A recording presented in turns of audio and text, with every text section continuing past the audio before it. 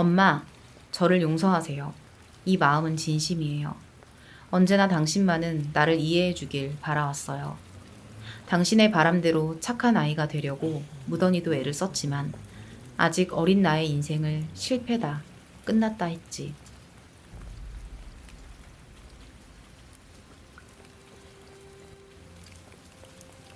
2013년에 발매된 밴드 자우림의 정규 9집 이번 트랙에는 디어 마더라는 곡이 수록되어 있습니다. 이 노래는 자녀가 어머니에게 꺼내지 못했던 마음을 전하는 노래인데요. 우울하면서도 쌓인 울분을 토해내듯이 호소하는 가사가 인상적이에요. 사실 이 노래가 더 화제가 되었던 이유가 있었습니다. 이 노래가 앨범 발매 2년 전에 벌어진 하나의 살인사건을 모티브로 하고 있었기 때문이었죠. 오늘은 비극으로 치달았던 모자 관계와 이 아들이 숨겨야 했던 비밀에 대한 이야기를 들려드리려고 합니다. 오늘 준비한 사건은 구이동 고3 존속 살인사건입니다. 2011년 6월 50대 남성 G씨는 알 수 없는 불안감을 느끼고 있었어요. 별거 상태로 가족하고 떨어져 지내고 있었는데 언제부턴가 아내와 연락이 전혀 되고 있지 않았던 거죠. 당시에 협의 이혼 절차를 밟고 있었기 때문에 아내하고 논의할 일들이 좀 많았는데 어느 순간 모든 연락이 다 끊어져 버린 거예요. 별거 이후에 월 120만 원가량의 생활비를 보내고 있었고요. G씨는 아내와 함께 살고 있었던 고3 아들에게 전화를 겁니다. 그리고 엄마가 어딨냐고 물어봐요. 근데 아들이 예상 밖의 대답을 해요. 엄마가 가출했다.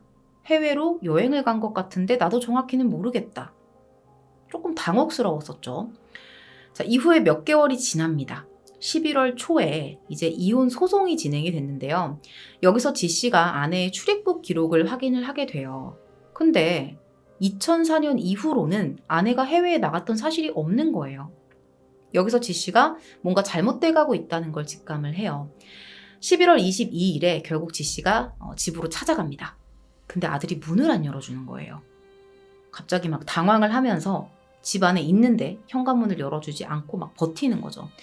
결국에는 G씨가 아들을 어르고 달래서 간신히 집 안으로 들어갑니다.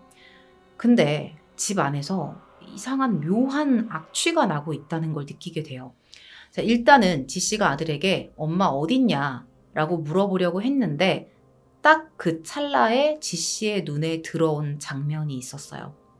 안방 문이 이렇게 눈에 들어왔는데 문이 다 본드로 범벅이 되어 있는 거예요.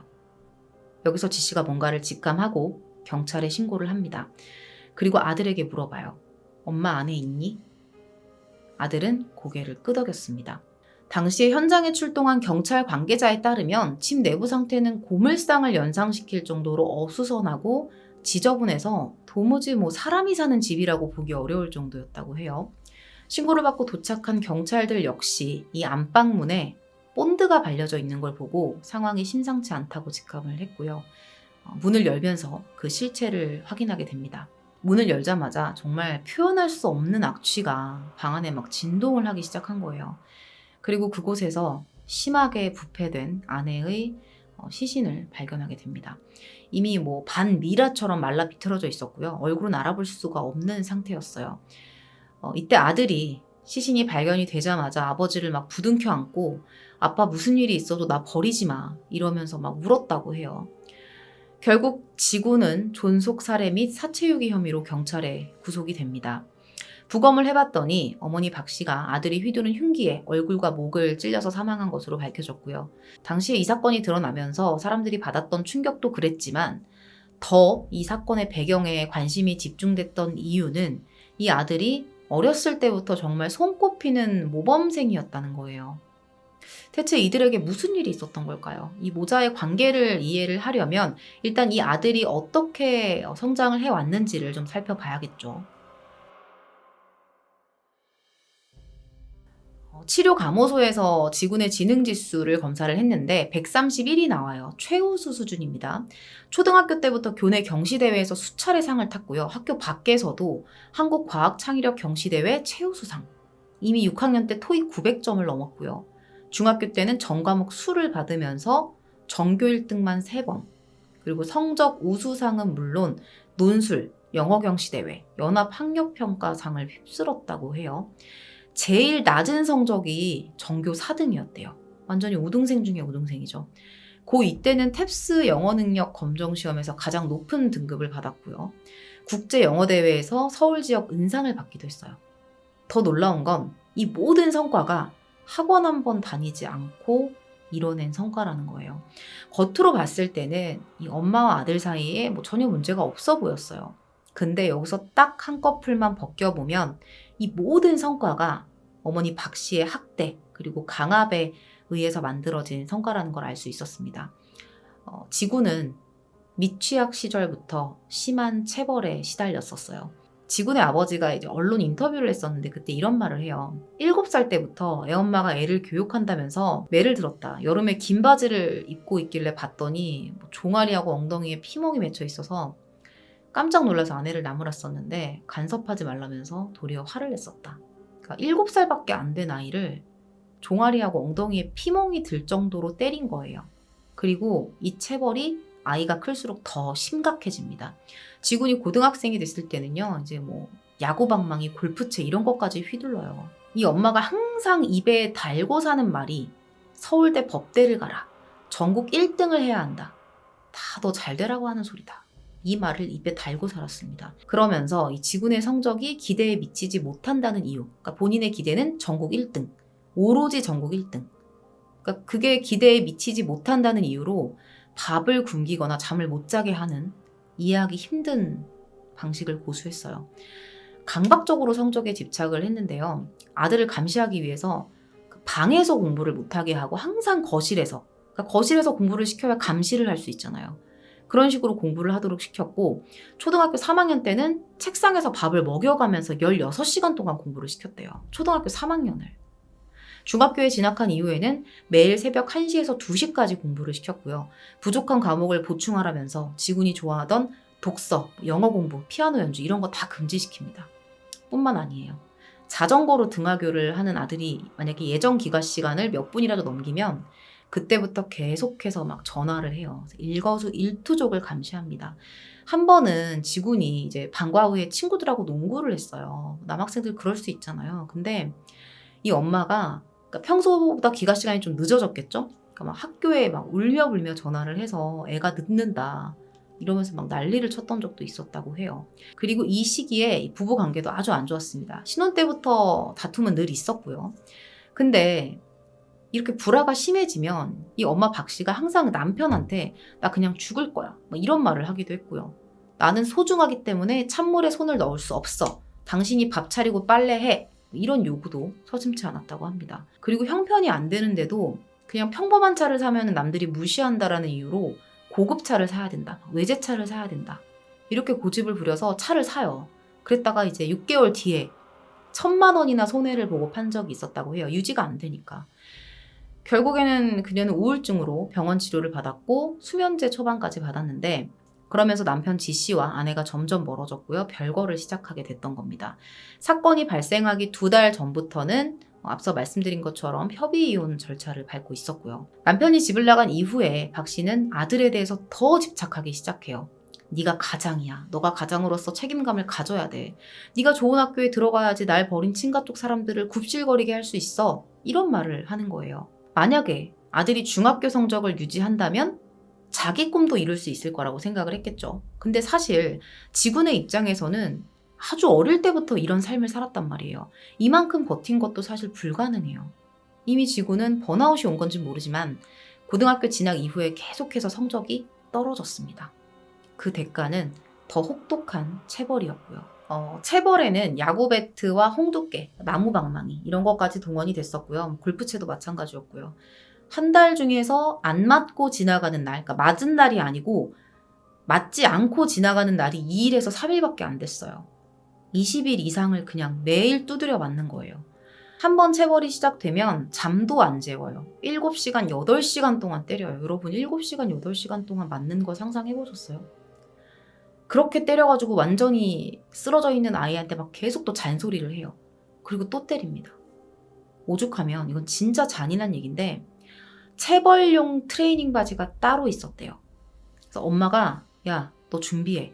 이러면 아들이 그냥 말없이 그 트레이닝복으로 갈아입는 거예요.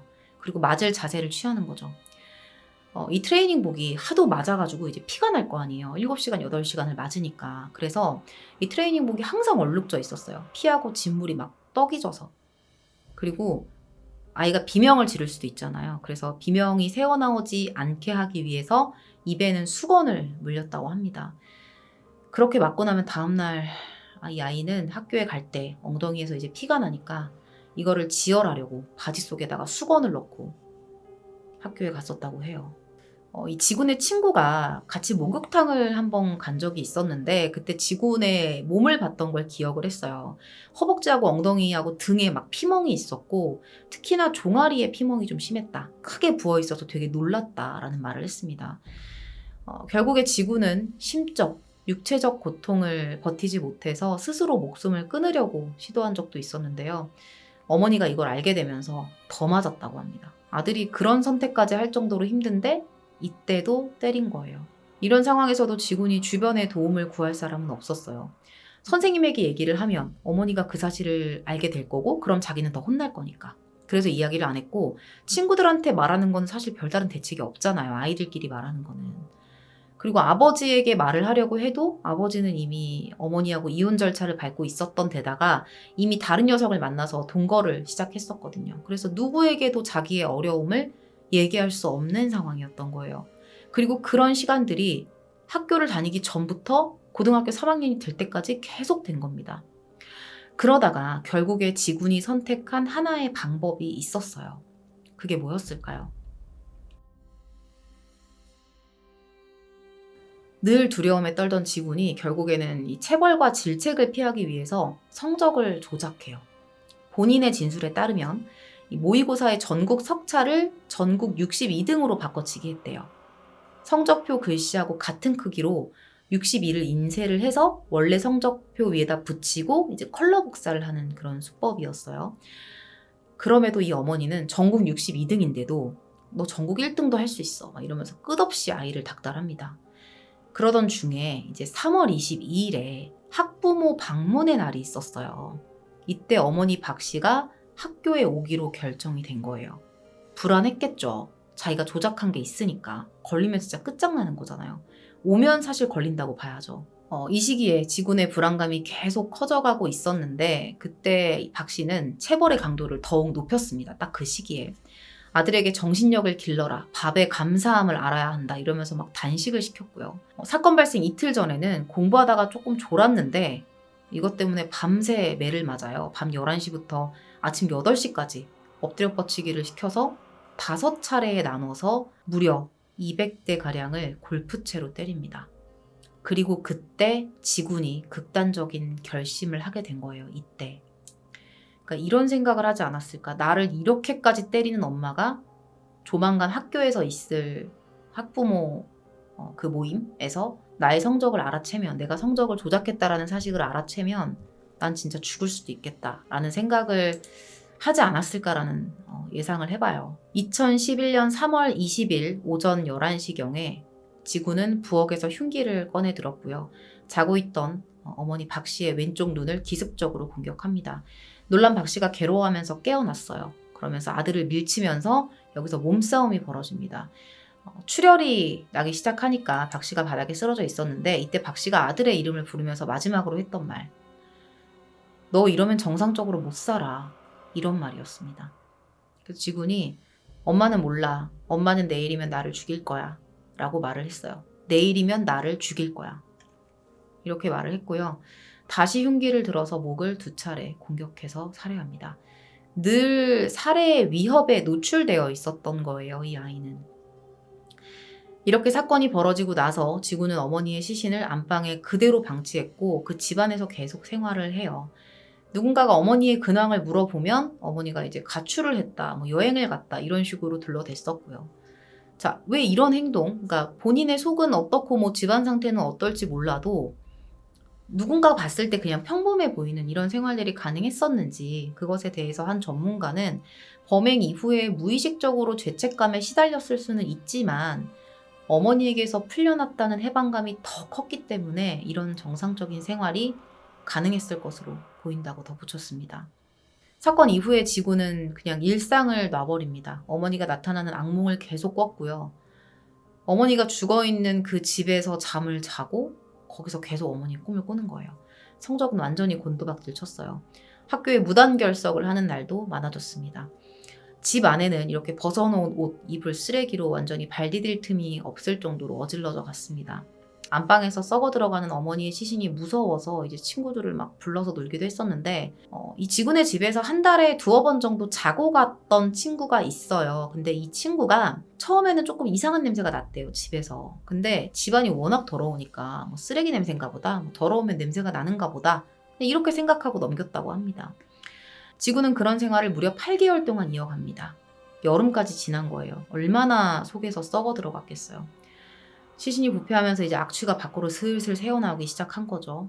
그러니까 안방 문 틈을 이제 공업용 본드로 밀폐를 시켜요. 그래서 본드가 묻어 있었던 거예요.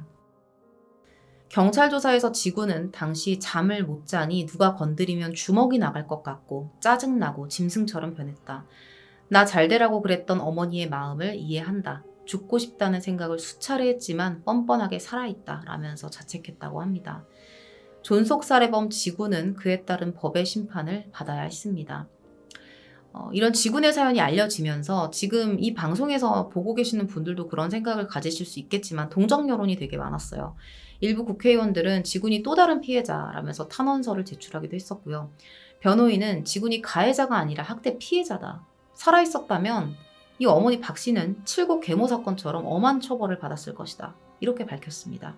지군의 행위는 정당방위와 긴급 피난에 해당한다라면서 무죄를 주장했었죠. 하지만 검찰은 범행을 저지르는 과정 그리고 그 이후에 보였던 일련의 행태가 선처하기에는 어렵다라는 입장을 유지하면서 징역 15년형을 내려줄 것을 재판부에 요청합니다. 재판부는 어떤 판결을 내렸을까요? 지군에게 징역 3년을 선고합니다. 자신의 어머니를 살해한 지군은 그 죄질이 나빠 엄히 처벌하는 것이 마땅하지만 성적 향상을 요구받으면서 가혹한 체벌을 반복적으로 받아왔다. 범행 전 3일간 밥을 굶고 심한 체벌을 받은 후에 범행에 이르게 된 그러한 점들을 참작하면 3년형은 너무 무겁지도 가볍지도 않다. 피고인 부자가 제출한 반성문과 탄원서로 미루어 피고인이 올바른 심성으로 아름답게 성장할 가능성을 감지할 수 있어 실형에 처하는 것이 바람직한지 많은 고민을 했다. 피고인과 같은 사춘기 자녀를 둔 어미로서 피고인 부자의 죄책감과 고통을 가슴 깊이 공감하고 이해한다 라고 덧붙였습니다. 이후에 항소는 다 기각이 됐고요. 3년형이 확정이 됩니다. 미국과 같은 서방 국가에서라면 무죄도 가능할 수 있었겠지만 대한민국은 존속살해의 경우에 일반 살인과는 다르게 최저 형량이 7년입니다. 그 점을 감안한다면 재판부가 지군을 선처해줬다 이렇게 볼 수가 있겠죠. 법정 구속된 지구는요, 2014년에 만기 출소했고요. 사귀던 여자친구와 결혼을 해서 아이를 낳고 가정을 꾸려 살아가고 있다고 합니다. 부모의 사랑, 체벌이라는 이름 하에 가해진 가혹한 폭행의 순환 속에서 어머니와 아들 모두 가해자이자 피해자가 됐던 안타까운 사건이었습니다. 오늘 준비한 사건은 구이동 고3 존속 살인사건이었습니다. 긴 시간 시청해주셔서 감사합니다. 조금 또 다른 이야기들 좀 남아있는 것들 제가 방금 전에 그 지군이 출소하고 나서 사귀던 여자친구하고 결혼해서 가정을 꾸리고 살고 있다라고 말씀을 드렸었잖아요. 그게 3월 달에 범행을 저지르고서 6월경부터 교제를 했었던 여자친구가 있었거든요. 같은 학교 동급생이었는데 그때 여자친구가 있었어요. 근데 그때 그 여자친구가 그 시기에 자꾸 지군의 성적이 떨어지니까 왜 성적이 떨어지냐, 왜 학교에 자주 빠지냐 이렇게 물어본 적이 있었어요. 그랬더니 나는 삶에 미련이 없다. 난 너를 위해서 죽을 수도 있다. 이런 말을 했었다고 해요. 그래서 막 다독여줬던 적도 있었고요. 그 당시에 지군이 이렇게 말해요. 만약에 내가 여자친구가 없었다면 나는 바로 자수를 했을 거다. 여자친구하고 같이 있는 시간이 꿈만 같았고 그걸 깨고 싶진 않았다. 이런 말을 했었다고 합니다. 어떤 사람들은 엄마 대신에 어떤 엄마의 빈자리를 여자친구로 채웠을 거다 이런 이야기들도 있었어요. 근데 이거는 사실 당해보지 않은 사람은 몰라요. 그런 살인에 대한 얘기를 뭐 잘했다 못했다라고 얘기하기 전에 이 아이가 정말 힘들었을 거라는 거는 사실이에요. 고3이고 학교 다니기 전부터 엄마한테 이런 체벌을 받았다면 12년 동안 그런 집에서 살았던 거거든요. 사실 그만큼 버틴 것도 사실 말이 안 되죠. 그리고 당시에 이제 지군이 범행을 하고 나서 수능을 봤었어요. 이 얘기 가지고 막 뻔뻔하다 막 이런 얘기가 나왔나 봐. 엄마를 죽이고 어떻게 수능을 보냐. 그랬더니 그 고모 되는 분이 이렇게 말을 했대요. 수능 본 게 뻔뻔해서 그런 게 아니라 수능 며칠 앞두고 이제 학교에서 수험표를 안 받아갔다고 아버지한테 전화가 왔었는데 그 아버지가 막 그것 때문에 다그쳐서 어쩔 수 없이 시험을 치러 갔던 거다. 뭐 이런 말을 하기도 했었고요. 이런 사건 보면 되게 마음 갑갑해지지 않아요? 이거는 그냥 그 외적인 이야기인데 제가 이렇게 사건에서 얘기를 안 했어요. 왜냐면은 엄마가 지군에게 그럴 수밖에 없었다라는 어떤 이유를 제가 말해주는 것 같아서 그 얘기를 빼서 지금 말씀을 드리는데 이 엄마 있잖아요. 엄마가 어릴 때 그 엄마의 어머니가 일찍 돌아가셨대요. 그리고 편부 가정에서 자랐는데 이 아버지가 아들만 엄청 위하고 막 딸들은 그냥 막 바닥으로 보는 그런 사람이었던 거예요. 그런 과정에서 컸던 거죠. 어린 시절을. 당연히 뭐 성장기가 좋지 않았겠죠. 남들에 비해서는. 좋지 않았겠죠. 그러니까 그런 어떤 내면에 해결되지 않은 우울한 그늘이 결혼 생활에서도 당연히 영향을 줬을 거고 자신이 어린 시절에 부모에게서 지원받지 못해서 이루지 못한 것들을 어찌 보면 아무 관련 없는 또 다른 인격체인 아들인 지군에게 막 강요를 하고 그러다 못해서 엄마를 죽이는 상황까지 갈 정도로 몰아붙였던 건 아닐까 이런 생각도 한번 해봤습니다.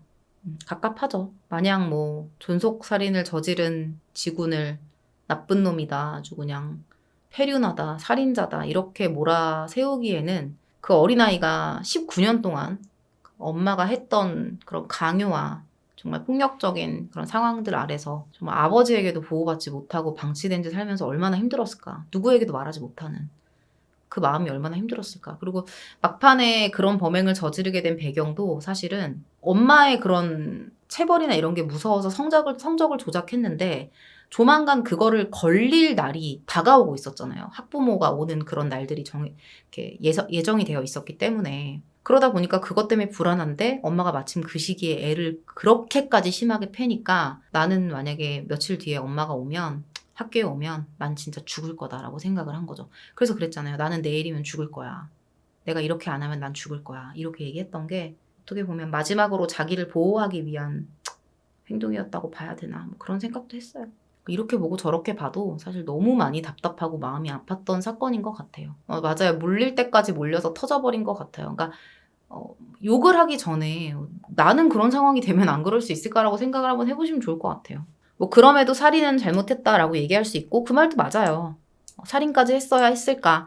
좀만 더 참고 그냥 엄마에게서 벗어났으면 되지 않았을까라고 생각할 수도 있는데 뭐 그것도 좋은 방법일 수는 있겠지만 이미 어린 시절부터 엄마한테 심리적으로 지배가 되어 왔던 아이기 때문에 거기서 벗어나는 것도 쉽진 않았을 거예요. 우리가 모르는 그 아이의 심리 상태라는 게 있을 거란 말이야. 그런 엄마하고 하루하루 살았을 때.